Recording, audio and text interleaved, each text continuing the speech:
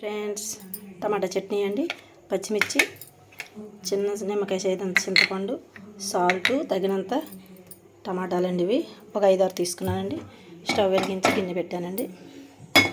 ఇందులో తాలింపు దినుసులు వేసుకుందాం. ఆయిల్ వేసుకుందామండి. ఫస్ట్ మనం టమాటా చట్నీకి ఫ్రెండ్స్ ఆయిల్ వేడెక్కిపోయింది. పోపు దినుసులు అండి 4 ఐటెంలు వేస్తున్నాం. పచ్చెనపప్పు, సాయమినపప్పు, జీలకర్ర, ఆవాలండి. అవి వేగాక పచ్చిమిర్చి వేసి ఫ్రెండ్స్ వేగిపోయి పచ్చిమిర్చి వేస్తున్నాను. అవి వేగిపోయిన తర్వాత టమాటాలు వేసేద్దామండి.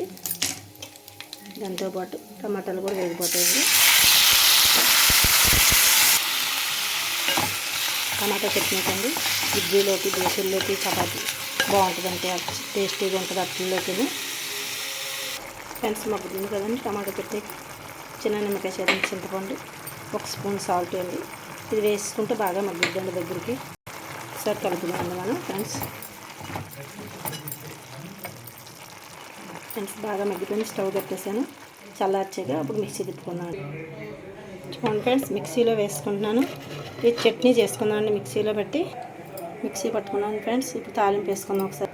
ఫ్రెండ్స్ తాలింపు వేసుకున్నాను. చూడండి, తాలింపు జీలకర్ర, ఆవాలు, సాయమినపప్పు, ఎండుమిర్చి, కరివేపాకు.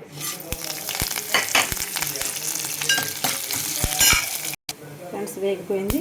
ఇప్పుడు తాలింపు వేసేద్దామండి మనం.